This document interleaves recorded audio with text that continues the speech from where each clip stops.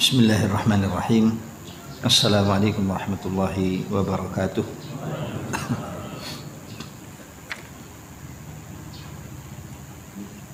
Innal hamdalillah nahmaduhu wa nasta'inuhu wa nastaghfiruh wa na'udzu billahi min shururi anfusina wa min sayyiati a'malina. May yahdihillahu fala mudilla lahu wa may yudlil fala hadiya lahu. Wa asyhadu an la ilaha illallah wahdahu la syarika lah. Wa asyhadu anna Muhammadan 'abduhu wa rasuluhu la nabiyya wa la rasula ba'dah. Subhanaka la ilma lana illa ma 'allamtana innaka antal alimul hakim. Allahumma fayassir wa la tu'assir wanfa' wa barik warham birahmatika ya arhamar rahimin. Allahumma amin. Allahumma amin. Alhamdulillah, pada kesempatan pagi hari ini Allah Subhanahu wa taala masih berkenan untuk memberikan taufik kepada kita untuk kita bisa menghadiri salah sebuah rumah dari rumah-rumah Allah Subhanahu wa taala, di antara kita yang jaraknya jauh dan di antara kita yang jaraknya dekat, dikumpulkan oleh Allah Subhanahu wa taala dengan mengumpulkan hati-hati kita untuk kita datang ke masjid ini menunaikan fardhu salat subuh, baik di sini maupun di masjid yang lain, kemudian menyambungnya dengan talabul ilmi syar'i. Semoga kedatangan kita ke masjid ini menjadi amal saleh kita, menjadi pemberat timbangan kebaikan kita kelak di sisi Allah Subhanahu wa taala, dan semoga tidaklah nantinya kita usai dan selesai dari kajian kita ini kecuali Allah Subhanahu wa taala telah mengampuni dosa-dosa kita, mengangkat derajat kita, dan membekali kita semuanya dengan ilmu yang bermanfaat. Allahumma amin, Allahumma amin. Masih pada pembahasan pilar yang ketiga dari tiang-tiang dan pilar-pilar Islam. Yang pertama, mengenal Allah Subhanahu wa taala dan hak-haknya Allah Subhanahu wa taala.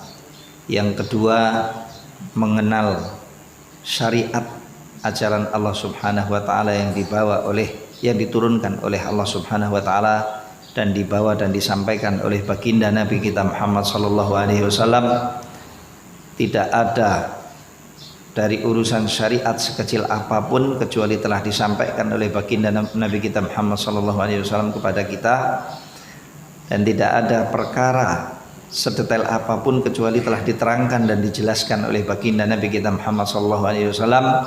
Dan itulah tugas para nabi, menyampaikan semua amanah-amanah ilahi kepada umat-umat mereka, dan telah disampaikan oleh para nabi dan para rasul salawatullahi wassalamuhu alaihim sesuai dengan apa yang diperintahkan oleh Allah Subhanahu wa taala, tanpa dikurangi maupun tanpa ditambah-tambahi, dan disampaikan dan diajarkan kepada umatnya dengan cara dan metode yang paling mudah untuk bisa ditangkap dan dicerna oleh setiap personal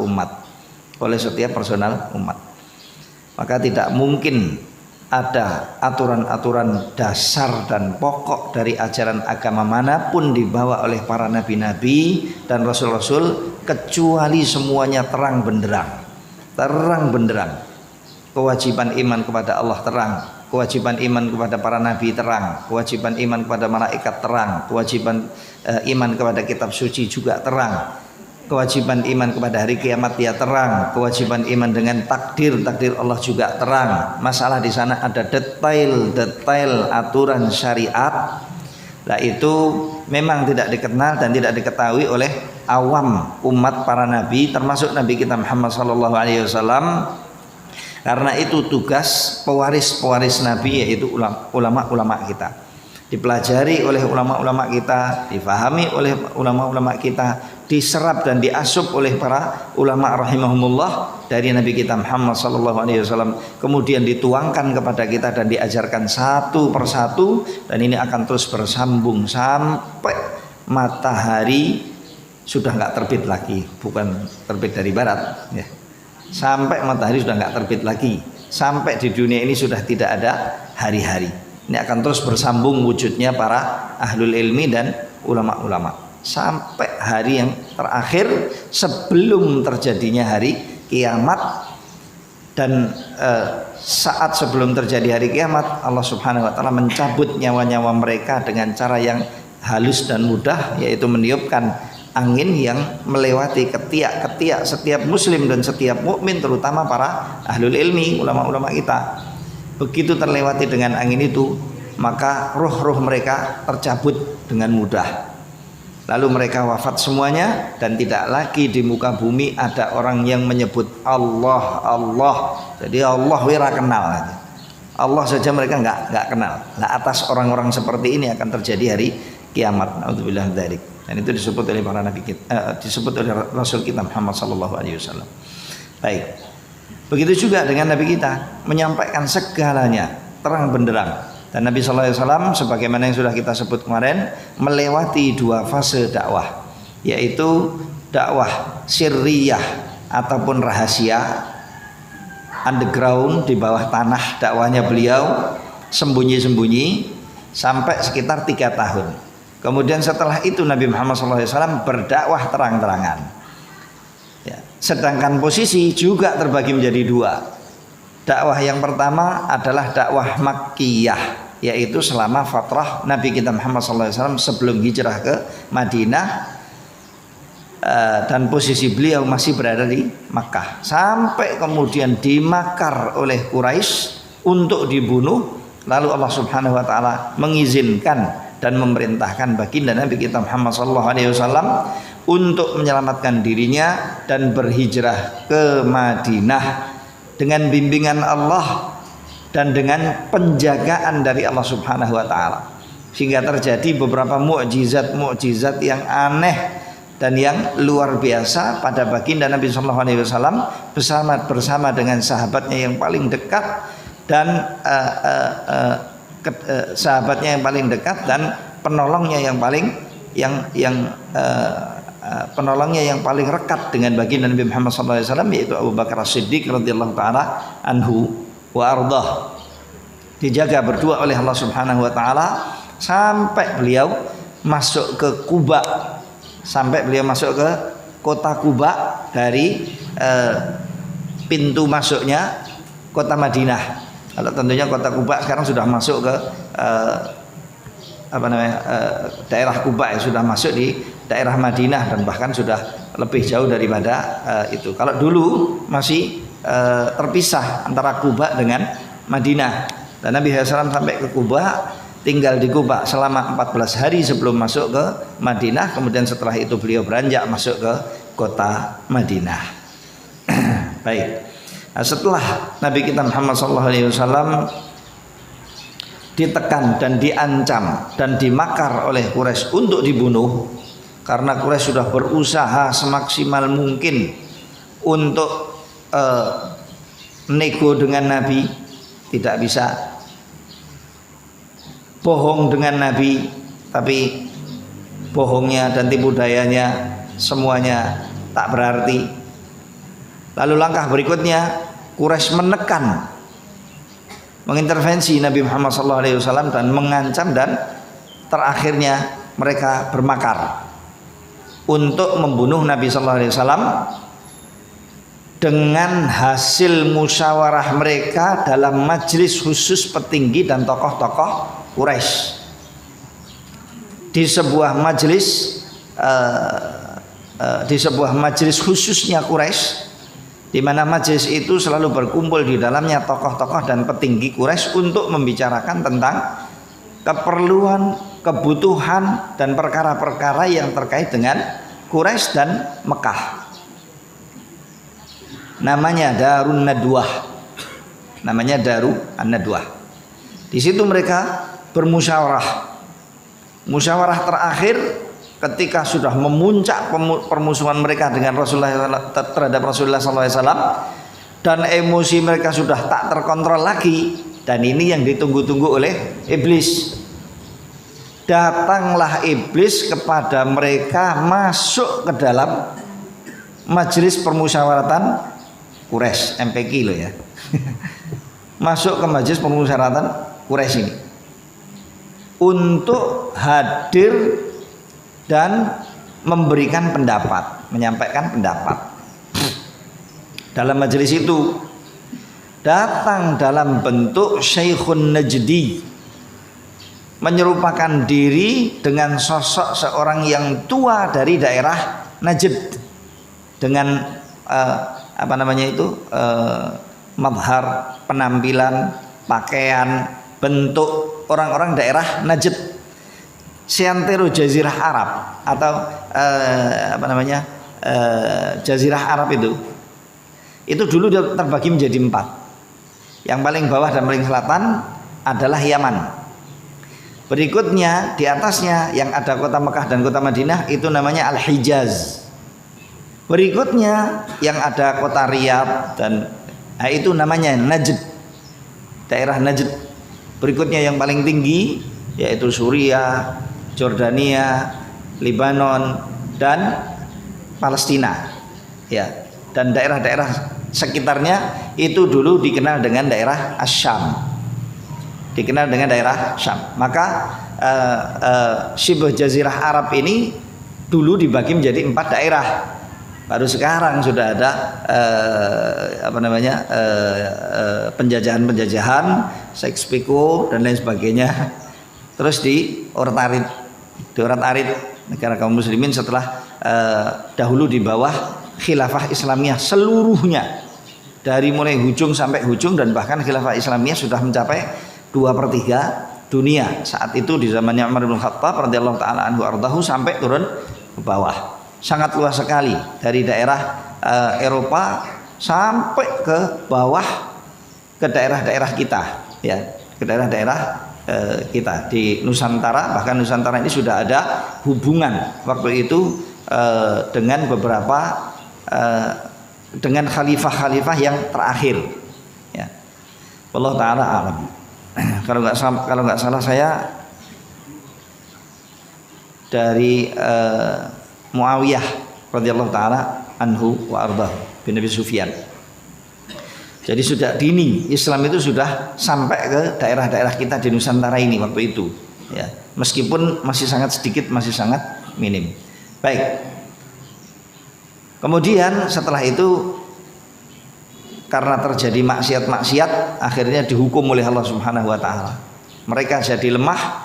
1924 rontoklah khilafah Islamiyah Utsmaniyah dan kemudian dijajah oleh Barat, sampai kemudian negeri kita dipecah belah, termasuk diantaranya Jazirah Arab, Shibh Jazirah Arab, menjadi sekian banyaknya negara-negara kecil-kecil, yang negara-negara kecil itu dibanding dengan para penjajahnya tidak mempunyai kekuatan apapun juga, apalagi masing-masing adu domba antara satu dengan yang lain, sehingga mereka susah untuk bersatu, ya, sehingga mereka sangat sulit untuk bersatu.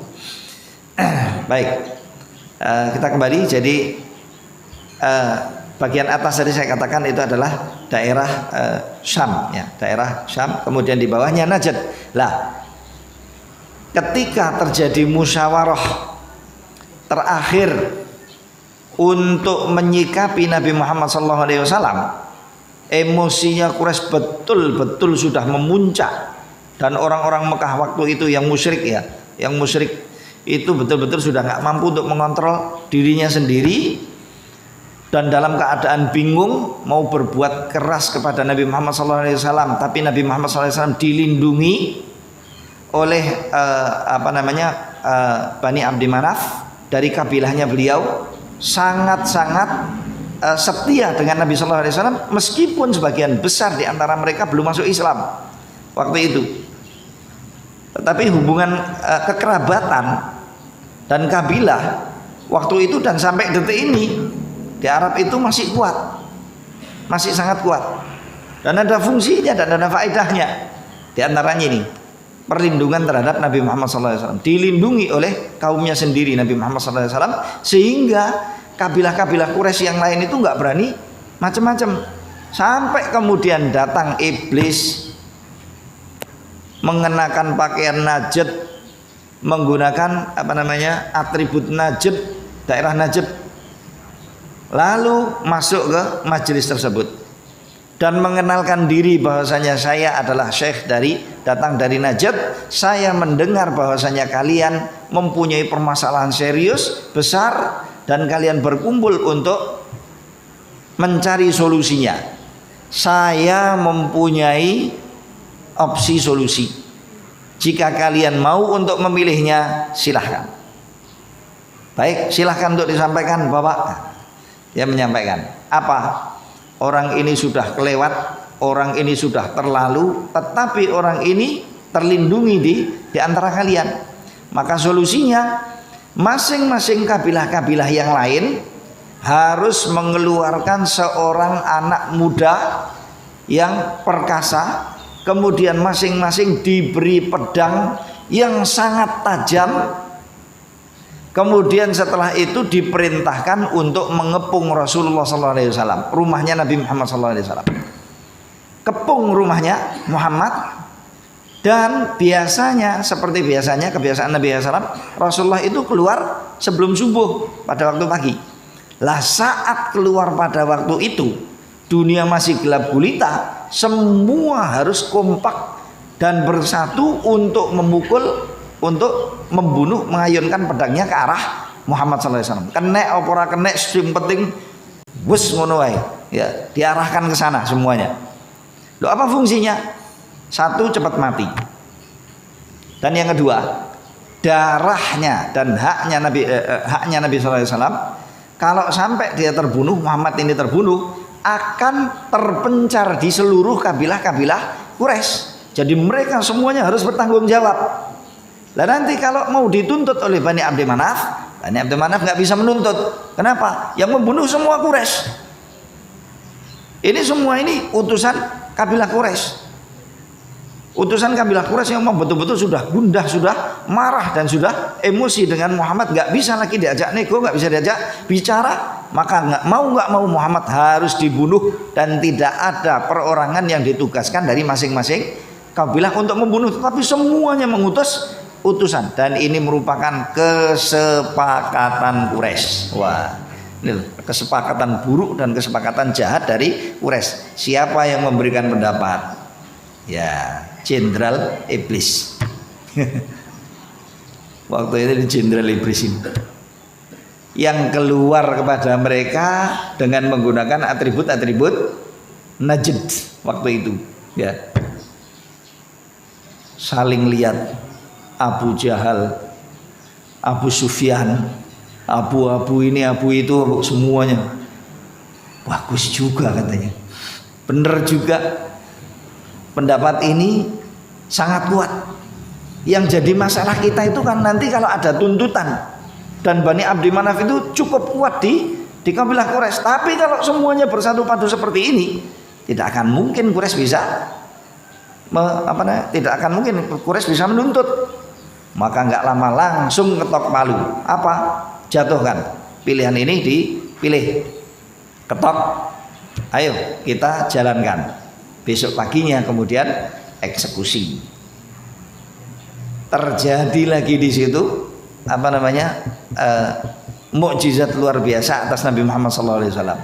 Nabi Muhammad SAW mendapatkan berita langit akan mara bahaya yang kemungkinan akan menimpa Nabi Muhammad SAW.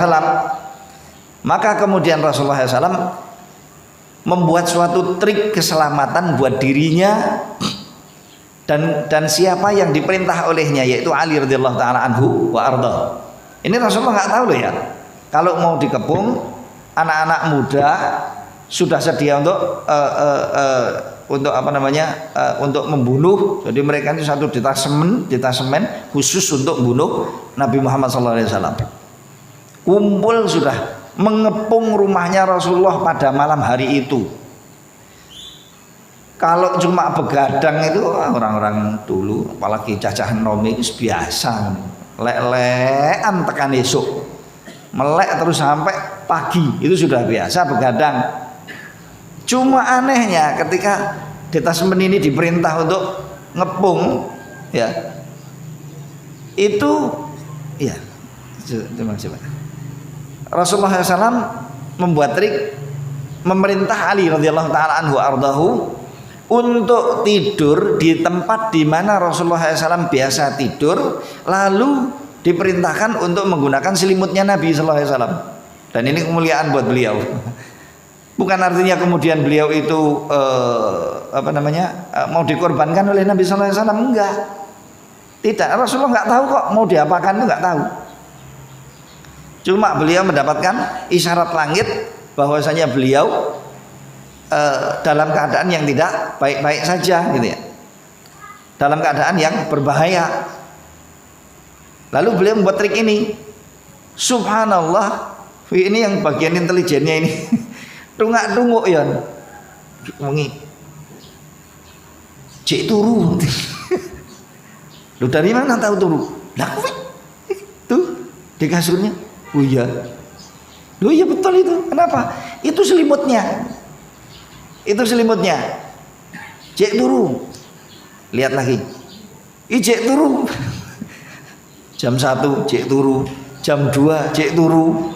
Jam 3 cek turu. Mosok Nabi kok turu sampai jam sakmono.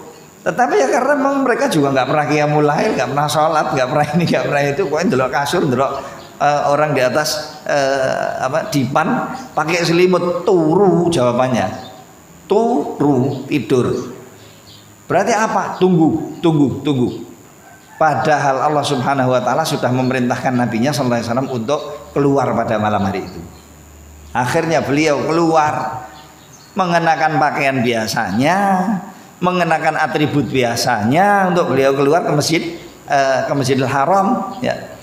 Lalu beliau keluar membuka pintu, didapati ini anak-anak muda yang sudah disediakan untuk membunuh baginda Nabi sallallahu alaihi wasallam ya, detasemen khususnya ini ya, yang diperintahkan untuk membunuh Nabi SAW dan sudah menghunus pedangnya. Ini masing-masing bukan pedangnya tertutup loh ya, sudah terhunus, pokoknya tinggal wus begitu aja. Tunggu tunggu arahan dan tunggu perintah. Begitu diperintah wus. Dan kalau nggak hati-hati mungkin bisa saling tebas karena posisinya medannya nggak lebar, nggak luas. Mungkin nebasnya dari atas ke bawah begitu ya. Kalau kanan kiri saling tebas itu nanti. Karena jumlahnya beberapa. Ya. Subhanallah, Nabi keluar. Itu semua nungkruk-nungkruk. Loh, bocah-bocah nom-nom niki nggawa pedang kabeh. Bawa M16, bawa turu kabeh ki opo. Akhirnya kemudian Nabi sallallahu alaihi wasallam mengambil tanah di depan rumahnya beliau dan meletakkan di atas kepala masing-masing anak muda ini tanah dari tanah-tanah depan rumahnya Nabi. Masing-masing dikasih tanah oleh Nabi SAW. Kemudian beliau beranjak jalan sesuai dengan yang diperintahkan oleh Allah Subhanahu Wa Taala untuk hijrah pergi ke tempatnya Abu Bakar. Kemudian bersama dengan Abu Bakar As-Siddiq radhiyallahu taala anhu ardahu, bukan ke Masjidil Haram tapi jalurnya kemana? Ke Gunung Nur, ke Gunung apa? Thaur. Untuk kemudian Nabi sallallahu alaihi wasallam bersembunyi di daerah tersebut, dan Gunung Thaur letaknya di sebelah selatan, di sebelah selatan kota Mekah atau Masjidil Haram. Sedangkan arah Madinah adanya di sebelah utaranya. Mestinya kalau hijrah ke Madinah jalannya ke utara, tapi beliau malah justru memilih jalan ke selatan karena memang ini cara yang dipilih oleh Nabi Sallallahu Alaihi Wasallam untuk keselamatannya Nabi Sallallahu Alaihi Wasallam, untuk tauriyah, menghilangkan jejak. Kemudian Nabi SAW berjalan bersama dengan Abu Bakar Siddiq radhiyallahu taala anhu ardahu ke arah sana, dan Abu Bakar memerintahkan Abdullah bin Uraitid. Abdullah bin Uraitid itu budaknya, penggembala kambingnya Abu Bakar Siddiq radhiyallahu taala anhu ardahu, untuk berjalan dengan membawa kumpulan kambing-kambingnya di belakang Nabi sallallahu alaihi wasallam dan Abu Bakar sampai menuju ke Thur, sampai menuju gua Thur. Fungsinya agar supaya jejaknya Nabi sallallahu alaihi wasallam dan Abu Bakar Siddiq terhilangkan karena dipijaki oleh jejak-jejak kambing-kambing yang sekian banyaknya, dan itu cara lama ya, cara lama. Kalau sekarang caranya GPS dipateni. GPS-nya di mana cari kalau sudah ketahuan kan, atau ganti kendaraan ya, ganti kendaraan, atau ya semua pokoknya yang bisa ditinggal ya, HP-nya, KTP-nya, ininya, itunya semua tinggal. Jalan untuk agar supaya tidak terlacak. Terus jalan menuju Gunung Thaur. Kemudian Nabi sallallahu alaihi wasallam diperintahkan untuk mendaki. Naiklah Nabi sallallahu alaihi wasallam, dan karena Gunung Thaur waktu itu di sekitar tahun 94-an saja itu kerikilnya tajam-tajam dan masih belum, jalan setapaknya masih belum genah gitu ya. Ya, masih belum seberapa. Gunung Thaur itu tinggi tetapi landai. Kalau nanti kita mendaki di situ tetap masih bisa, dan yang tua-tua pun kalau mau ini juga masih bisa. Tapi kalau Gunung Nur itu nanjak ya. Tidak terlalu tinggi tapi nanjak. Tapi sekarang sudah ada jalan setapaknya lebih mudah. Kalau ada yang mau naik silahkan, monggo ya, yang mau mendaki gitu ya. Naik ke atas. Namun wallahu alam sebagian riwayat mengatakan bahwasanya karena memang di situ kerikil-kerikil yang tajam masih banyak, akibatnya kaki Rasulullah SAW sampai terlukakan. Nah, ketika terlukakan itu beliau digendong oleh Abu Bakar As-Siddiq radhiyallahu taala anhu ardahu untuk menyambung perjalanan naik ke Gua Thaur. Setelah sampai di sana, setelah sampai di atas, maka Abu Bakar As-Siddiq meminta Rasulullah SAW untuk tidak turun masuk ke dalam gua sampai Abu Bakar As-Siddiq radhiyallahu taala anhu menyediakan tempat, posisi, dan memastikan bahwasanya tempat itu aman buat Rasulullah SAW.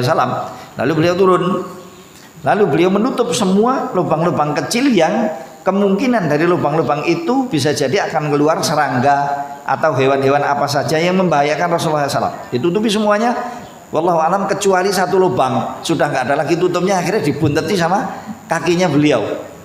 Dibunteti pakai ibu jari atau pakai jarinya beliau. Lalu beliau memanggil Rasulullah dari dalam, silahkan ya Rasulullah untuk turun. Lalu beliau sallallahu alaihi wasallam masuk ke dalam gua tersebut. Zahirnya wallahu alam, gua itu kelihatannya ya mulutnya di depan dan guanya turun ke bawah. Tetapi kalau yang kita lihat sekarang ini, guanya cuma batu besar begini, kemudian kanan kirinya ada semacam tebing. Jadi tebing kanan kiri, kemudian di atasnya tertutup dengan batu, terus di situ ditulis Ghar Hira atau Ghar Thaur, Gua Thaur. Wallahu a'lam. Apakah dulu bentuknya ke bawah ataukah bentuknya seperti ini? Kalau nggak salah yang sekarang ini malah ada dua akses masuk dan akses keluar. Wallahu a'lam. Saya nggak bisa memastikan. Kalau sependek maklumat saya yang saya ketahui, bahwasanya Abu Bakar meminta Rasulullah untuk turun, dan sebelum Rasulullah turun, beliau yang turun masuk ke dalam lubangnya, ke dalam guanya. Kemudian beres-beres, lalu setelah itu beliau memanggil Rasulullah, dan setelah itu mereka berdua bersembunyi di dalam gua tersebut. Saat bersembunyi, tiba-tiba kakinya Abu Bakar As-Siddiq radhiyallahu taala anhu tersengat dengan salah satu serangga yang ada di dalam lubang yang dibunteti oleh beliau dan disumbat oleh beliau dengan kakinya, tersengat. Lalu beliau menahan sampai tak tertahankan dan terteteskan air matanya beliau karena tidak ingin mengganggu Rasulullah SAW. Capek, beliau istirahat. Lalu beliau bangun karena melihat Abu Bakar Siddiq dalam keadaan meneteskan air mata. Lalu seraya beliau bertanya, ada apa wahai Abu Bakar? Bagaimana perasaan kamu dan bagaimana perasaan kamu dengan dua sosok di mana Allah yang menjadi ketiganya? Bagaimana perasaan kamu dengan dua sosok, yaitu Nabi Muhammad SAW dan Abu Bakar As-Siddiq radhiyallahu taala anhu, dan Allah yang menjadi ketiganya? Nah, kalau sudah disamai oleh Allah dan dibarengi oleh Allah, pasti akan dijaga, pasti akan diamankan, pasti akan dicukupkan. Apa yang kamu takutkan? Satu, kakinya beliau tersengat ini, dan yang kedua beliau mengatakan ketika Quraisy gencar mencari Rasulullah SAW, Quraisy gencar mencari Rasulullah dan membuat sayembara, langsung membuat sayembara. Hidup atau mati, kepalanya atau sak badannya Muhammad maupun Abu Bakar As-Siddiq, keduanya mendatangkan hadiah 100 kepala unta. Kata salah seorang sekarang ini yang ada di atas kita, melihat ke arah kakinya, niscaya dia akan melihat kita. Kayak awake dhewe iki ning jero di dalam apa namanya? Gua seperti ini. Kita di dalam gua begini. Mau berbuat apa? Mau lari-lari kemana? Wong guanya juga sempit. Aksesnya cuma satu ini. Masuk dari sini, keluar kita juga harus dari sini. Lahirnya begitu. Masuk dari sini, keluar kita tetap dari tempat ini. Nggak bisa ngapa-ngapain kita. Nah, kalau kita keluar, niscaya akan tertangkap oleh mereka. Tetapi kalau kita diam lalu mereka melihat ke bawah, alah itu tinggal ngogrok-ngogrok pedang begini saja. Wes, jadi abon kita di dalam sini. Ya kita nggak bisa berbuat apa-apa ya Rasulullah. Rasulullah menenangkan Abu Bakar dengan ayat tadi. Dengan kata-kata beliau, bagaimana dua orang yang ketiganya adalah Allah Subhanahu wa taala. Bagaimana perasaan kamu menurut kamu? Dua orang yang kemudian ketiganya adalah Allah Subhanahu wa taala. Dijaga oleh Allah. Takut apa? Khawatir apa? Ngeri apa kamu dengan itu? Ya. Akhirnya tenanglah hatinya Abu Bakar As-Siddiq radhiyallahu taala anhu arda. Dan kejadian ini Bapak-bapak, Ibu-ibu, mungkin Bapak Ibu-ibu pernah mendengar dari sejak zaman TK atau zaman SD bahwasanya ketika Rasulullah SAW sembunyi di dalam Gua Thur, lalu Allah mengutus laba-laba membuat sarang di mulut gua. Setelah itu ada merpati membuat sarang juga di mulut gua. Kan itu menunjukkan kalau guanya memang ke bawah. Iya tak? Mulut guanya itu turun ke bawah. Kalau memang benar ya riwayat ini. Dan zahirnya riwayat ini tidak kuat dan tidak benar. Tidak kuat dan tidak benar. Di situ tertutupi dengan sarang laba-laba mulut guanya. Dan ada merpati yang membuat sarang di mulut guanya, sehingga nampak kalau tempat itu bukan tempat yang dilewati oleh manusia. Nggak mungkin ada sarang merpati di sini. Kalau memang dilewati oleh orang, pasti nggak akan ada merpatinya. Nah, wallahu alam, riwayat ini sejauh apa kesahihannya, validitasnya kita nggak tahu. Tetapi zahirnya itu tidak terjadi. Wallahu alam. Sama sekali tidak terjadi. Apalagi Abu Bakar As-Siddiq mengatakan, wahai Rasulullah, dalam keadaan takut nih, dalam keadaan khawatir. Abu Bakar sekalipun, As-Siddiq sekalipun, As-Sabiqunal Awwalun sekalipun, Khalifah pertama sekalipun, kecintaan Rasulullah sekalipun beliau juga di samping teman yang paling dekat, beliau juga mertuanya Rasulullah, dan Rasulullah mengatakan orang yang paling kucintai dari wanita adalah Aisyah, sedang dari lelaki adalah ayahnya. Gara-gara pertanyaannya Amr bin al-As radhiyallahu taala anhu ardahu, atau pertanyaan salah seorang sahabat. Dia bertanya ke Rasulullah, siapa manusia yang paling engkau cintai? Rasulullah menjawab Aisyah. Dari lelaki ya Rasulullah, ayahnya katanya.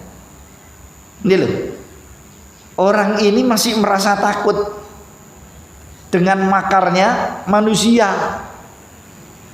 Wajar Pak, kita ini takut dalam menjalankan agama, praktek agama, kemudian harus bertentangan dengan alurnya pemerintah atau alurnya kerajaan atau alurnya orang banyak atau budaya.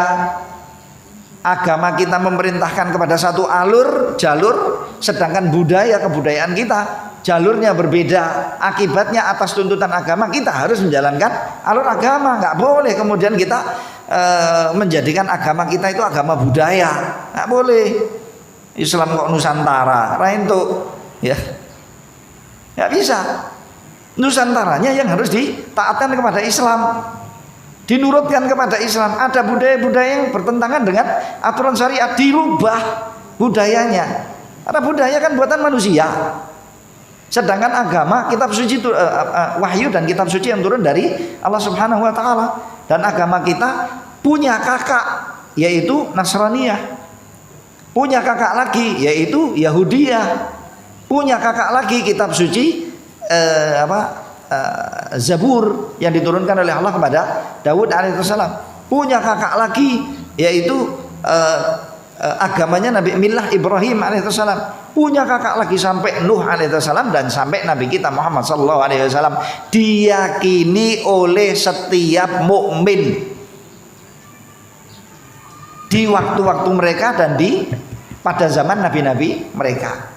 Mukmin umat Muhammad sallallahu alaihi wasallam meyakini itu.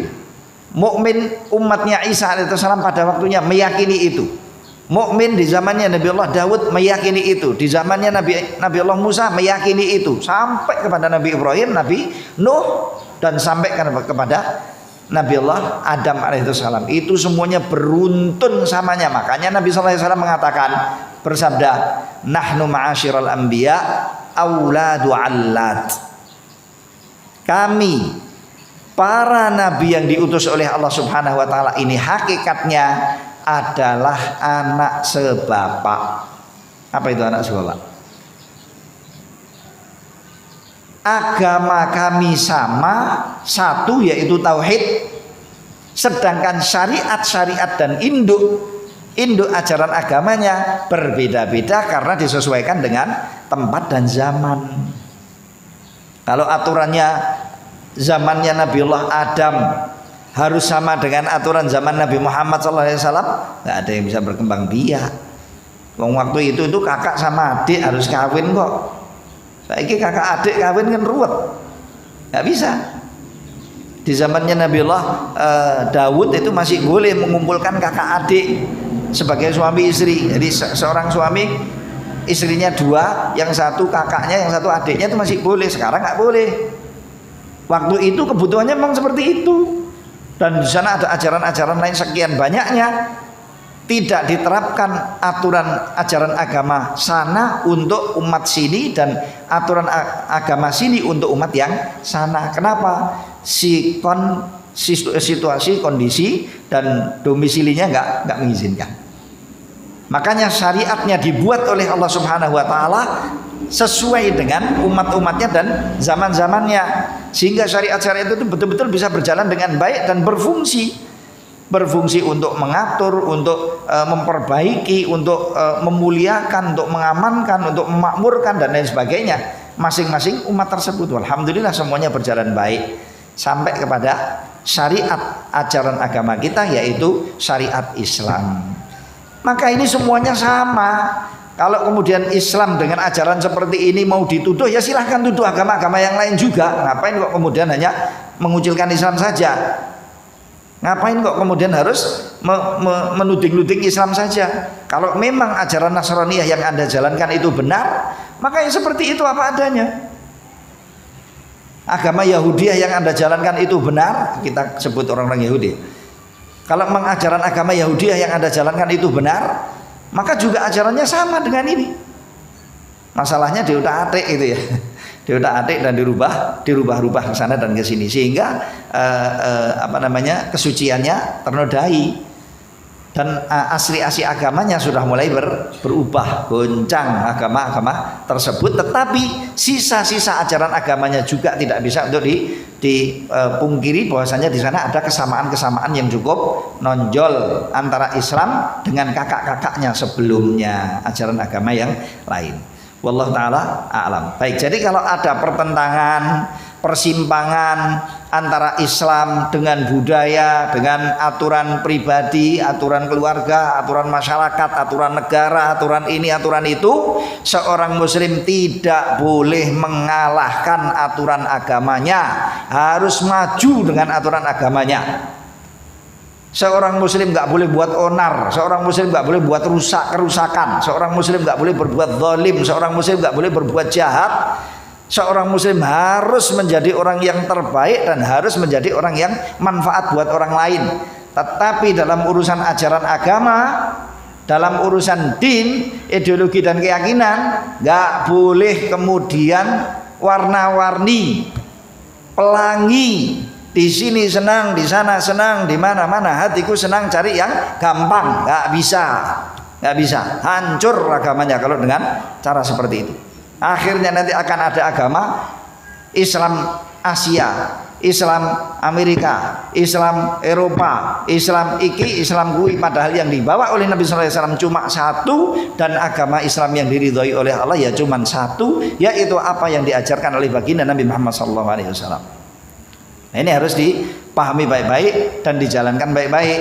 Insya Allah seorang muslim kalau menjalankan ajaran agamanya dengan baik itu akan jadi orang yang baik dan akan membawa dampak yang sangat positif dan baik pula pada dirinya, pada masyarakatnya, pada negerinya dan lain sebagainya. Pasti akan jadi orang yang baik dan akan membawa warna-warna yang baik, aura-aura yang baik. Nggak ada muslim jahat, nggak ada muslim buruk dengan ajaran agamanya. Kalau jahat dan buruk dan jelek nggak akan diturunkan oleh Allah dan nggak akan diajarkan oleh baginda Rasulullah SAW, dan Islam nggak akan sukses seperti apa yang sudah tercatat oleh sejarah. Dan sebentar lagi bapak-bapak, ibu-ibu, Islam kita akan naik lagi. Makanya jangan nggak pede dengan Islam kita, jangan mau kita diperintah untuk gadai agama kita, gadai akidah kita, jangan mau dengan apapun.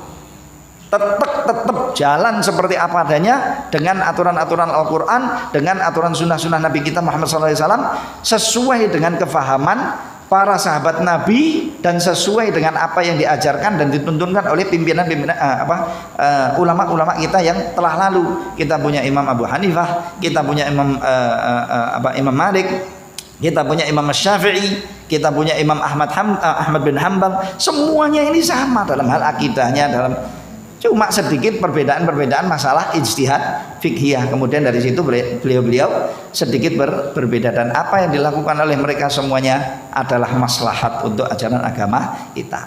Baik, kembali. Jadi Nabi Muhammad SAW bersembunyi di Gua Hira, dan yang dilakukan oleh beliau adalah perintah berhijrah, ya.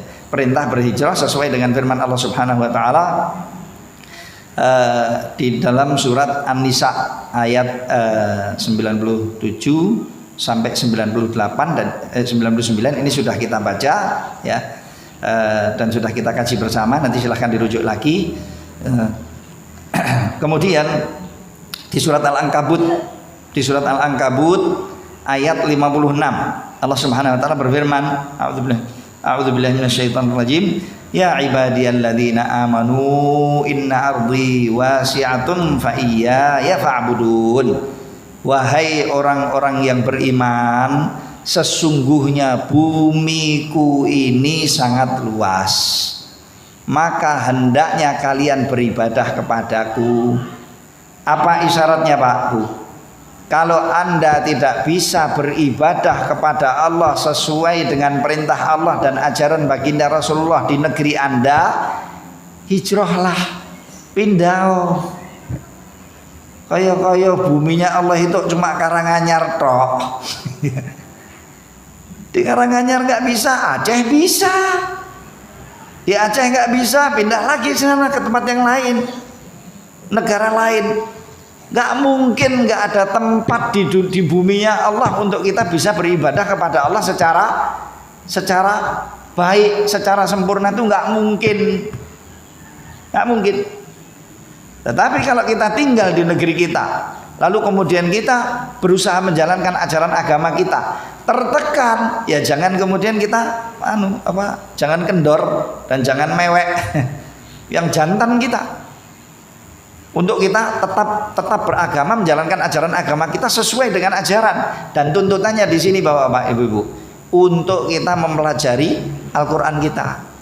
Makanya seorang muslim itu kebutuhannya untuk tahu firman-firman Allah dan sunnah-sunnahnya Rasulullah SAW itu jauh lebih besar daripada makannya, minumnya, nafasnya, bekerjanya.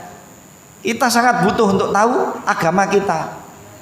Dan tidak mungkin agama ini bisa kita pahami kalau kita nggak mau belajar, gitu ya. Kalau kita nggak mau mengkaji, kalau kita nggak mau mempelajari, nggak bisa. Mangsane ilmu kita bos kok langit ceplok begitu ya. Enggak, memang kita harus bersimpuh begini. Harus bersimpuh. Tinggalkan rumah kita waktu sholat subuh enak-enak ngomong turu toh. Ayo kita ke masjid. Ayo kita bersimpuh. Ayo kita mengkaji. Ayo kita belajar. Nanti maghrib juga begitu. Nanti asar juga begitu, belajar Quran, baik di sini di tempat-tempat yang lain.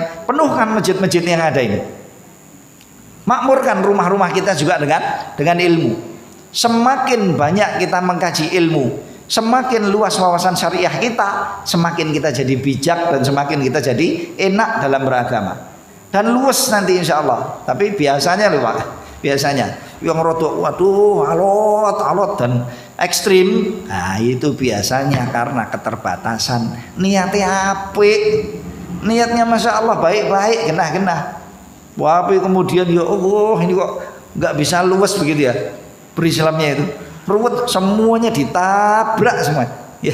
Dan semuanya juga ketabrak. Biasanya sebabnya adalah minimnya pengetahuan dan ilmu. Niat yang baik, cara yang salah tidak akan sampai menyampaikan kepada targetnya. Sebagaimana cara yang benar tapi niatnya juga salah, caranya sudah benar tapi niatnya salah, juga nggak akan sampai kepada ghoyah dan targetnya. Dua-dua harus benar. Makanya untuk kita mempelajari ilmu syar'i ini lebih penting itu, dan kata-kata itu dikatakan oleh Imam Ahmad, dikatakan oleh Ibnu Qayyim, dikatakan oleh sekian banyaknya dari ulama-ulama kita. An-nasu ilal ilmi ahwaju minhum ilal akli wasyurbi wal hawa ilit tanaffus, kata beliau. Manusia ini lebih membutuhkan ilmu, jauh lebih membutuhkan ilmu, maksudnya ilmu dengan agamanya ini, daripada kemudian dia butuh makan, butuh minum, dan butuh bernapas. Nggak makan, minum tok dan bernapas, oke, mungkin jedanya agak lama, kemudian dia meninggal. Nggak minum, dehidrasi, nggak lama meninggal juga. Makan minum tapi nggak bernapas, tambah cepat lagi kemudian dia meninggal dunia. Ya sudah, kalau sudah meninggal dunia, kalau mau ditinggalkan saja di muka bumi, ya Allah, jadi bangkai. Satu, bau-baui, dua, nakut-nakuti, ya. Tiga, masalah, mau gak mau harus dikubur. Fisiknya rampung, tapi setelah itu, apakah kalau kita meninggal dunia fisik kita dimasukkan ke dalam rahim bumi, yaitu di pusara, urusan kita rampung itu? Enggak. Akan ada kehidupan lagi yang lebih panjang, namanya kehidupan barzakh, yaitu di alam kubur. Dan kehidupan barzakh itu semuanya bergantung dengan kehidupan dunia. Hidup di dunianya genah, di barzakhnya insya Allah genah. Di barzakh, di alam barzakh dan alam kubur, kalau genah, akan ada kehidupan berikutnya, yaitu kehidupan ukhrawi, akhirat. Wah, itu kekal selama-lamanya. Dan tempat kembali di akhirat tidak akan ada selain dari dua pilihan, yaitu surga atau neraka. Semoga Allah Subhanahu wa taala sebagaimana mengumpulkan kita dalam keadaan yang sebaik-baiknya di masjid ini pada pagi hari ini dengan baik, Allah mengumpulkan kita semuanya nantinya dalam Firdausul A'la, dalam surga Firdausul A'la. Allahumma amin, Allahumma amin. Takut amin Pak ya. Kalau amin pokoknya harus usaha. Kalau amin nggak usaha berarti bohong. Kalau berani nggak amin ya silahkan nggak usah amin. Ya, mau ditungak ape-ape kok. Mudah-mudahan Allah mengumpulkan kita semuanya di dalam surga Firdausul A'la. Allahumma amin. Amin. Loh, ini aminnya sekarang kenceng. Sekali lagi loh ya. Anda sudah amin berarti Anda tertuntut untuk membenarkan doa Anda. Kalau enggak berarti Anda bohong sama Allah Ta'ala. Berani amin kok kemudian nggak mau berusaha. Ya. Baik. Jadi ini yang dilakukan oleh baginda Nabi sallallahu alaihi wasallam dengan firman Allah Subhanahu wa taala, ya ibadiyalladzina amanu inna ardi wasi'atun fa iyaya fa'budun. Hai hamba-hambaku yang beriman, sesungguhnya bumiku ini luas, maka hendaknya kalian hanya beribadah kepadaku saja, jangan sampai beribadah kepada selain Allah. Jangan mau disuruh beribadah kepada manusia, jangan mau disuruh beribadah kepada jin, jangan mau disuruh beribadah kepada aturan, jangan mau disuruh beribadah kepada apa saja, apalagi dengan patung. Jangan mau.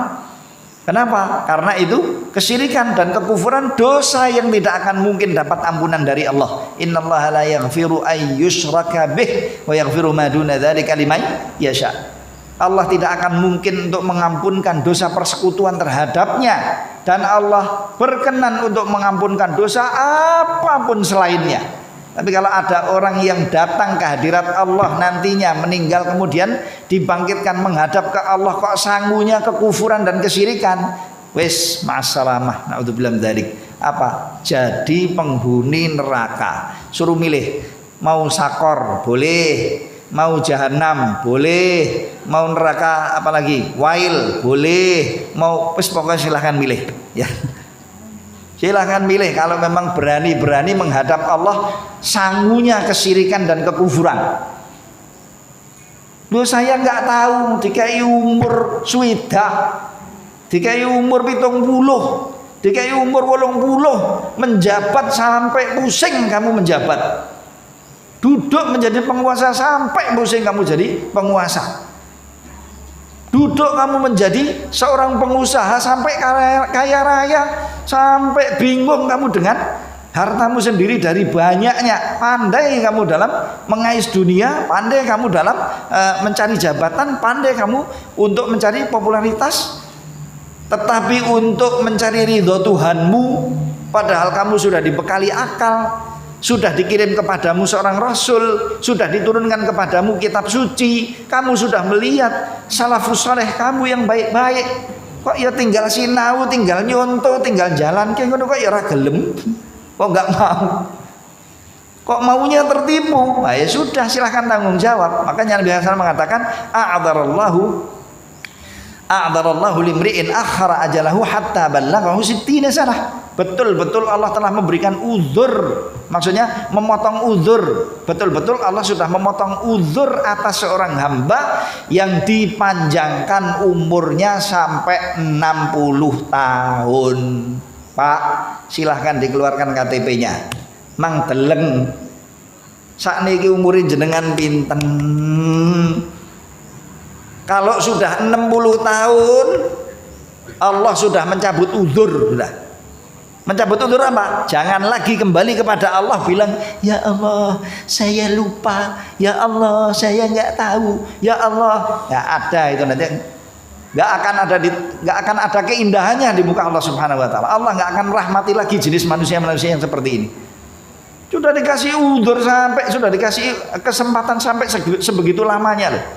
Untuk urusan dunia dia luar biasa, tapi untuk mencari ridha Allahnya, Tuhannya, yang menciptakan dia, yang ngurusi dia, yang nanggung dia dari sejak dia nutfah menjadi janin sampai dia tua bangka, sampai kemudian dia kembali kepada Allah Ta'ala.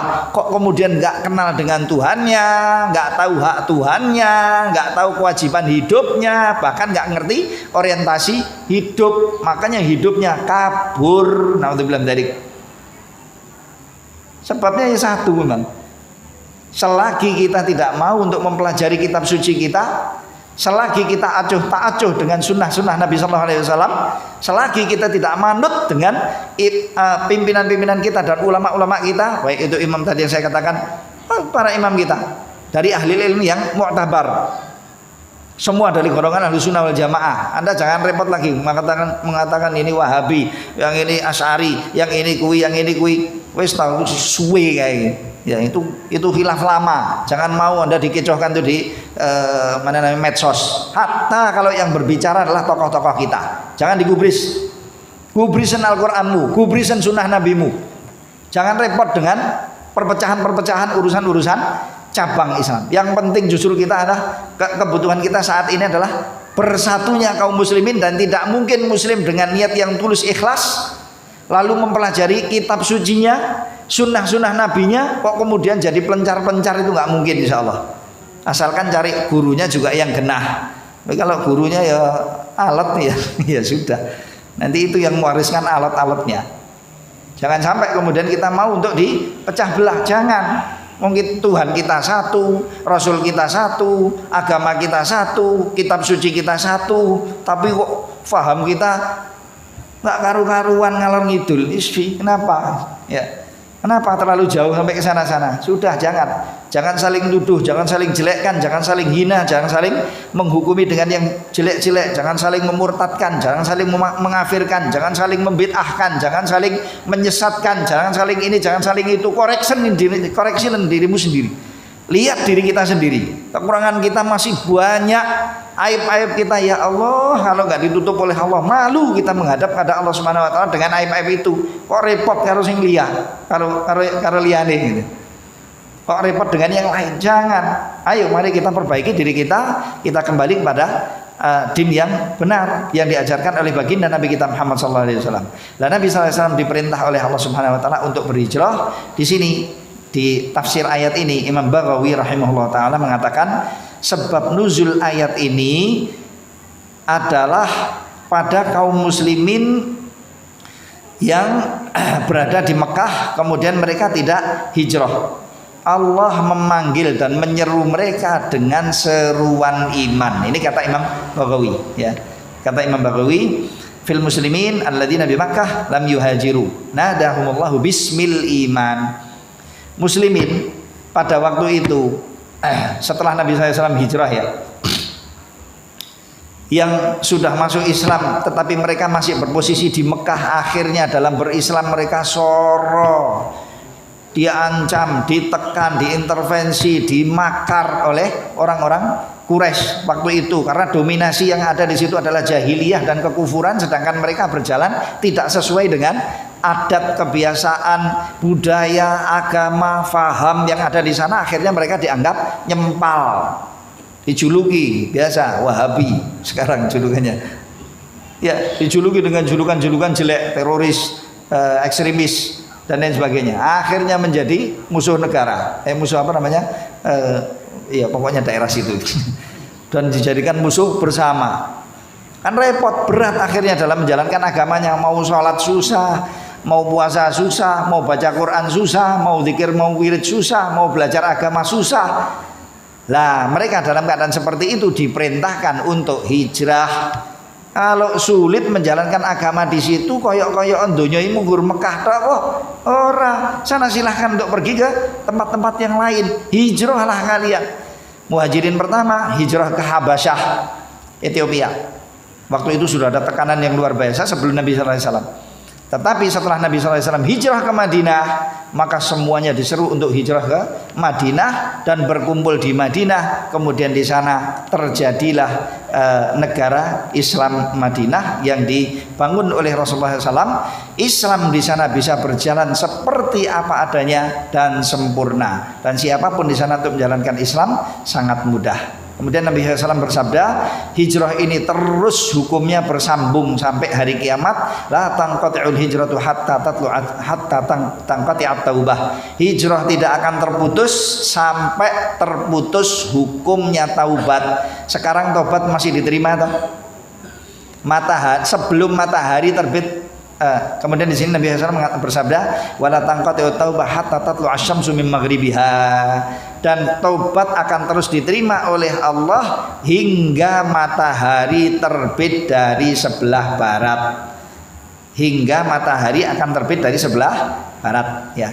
Nah, ini yang disebut oleh Nabi SAW tentang syariat hijrah. Nabi SAW sendiri pun terakhirnya juga harus hijrah ke Madinah, dan kaum muslimin juga harus hijrah ke Madinah. Tujuannya satu, untuk melindungi kesempurnaan ajaran agama Islamnya. Jangan sampai kemudian kita dalam berislam itu mengalahkan agama kita, ideologi kita dengan kepentingan-kepentingan pribadi maupun yang lain, karena agama ini adalah haknya Allah. Beragama kita dan beribadah kita kepada Allah itu adalah haknya Allah dan kewajiban Allah atas diri kita. Maka haknya Allah harus didatangkan sempurna, dan kewajiban kita yang diwajibkan oleh Allah juga harus kita jalankan seperti apa adanya. Dan insya Allah siapapun yang menjalankan ajaran agama Allah seperti yang diperintahkan oleh Allah dan diajarkan oleh baginda Rasulullah, tadi saya katakan, tidak mungkin menjadi orang yang jahat, tidak mungkin menjadi orang yang zalim, tidak mungkin menjadi orang yang tidak baik, tapi dia pasti akan baik dan akan membawa dampak-dampak positif kapanpun di mana mereka berada. Saya kira cukup ini, mudah-mudahan apa yang kita kaji bersama pada pagi hari ini berbarakah, dan semoga Allah Subhanahu wa taala ridho kepada kita, menjaga agama yang kita jalankan dengan baik pada pribadi kita, keluarga kita, masyarakat kita, negeri kita dan umat Muhammad sallallahu alaihi wasallam. Dan semoga Allah Subhanahu wa taala menjauhkan dari kita takdir-takdir buruk, menjaga diri kita dan agama kita untuk kita laksanakan dengan baik selagi kita hidup di muka bumi ini, kemudian mewafatkan kita nantinya di atas jalur keimanan dan keislaman. Allahumma amin, Allahumma amin. Wa sallallahu ala nabiyina Muhammadin wa ala alihi wa sahbihi ajma'in, wa akhiru da'wana alhamdulillahi rabbil alamin. Wassalamualaikum warahmatullahi wabarakatuh. Bismillah.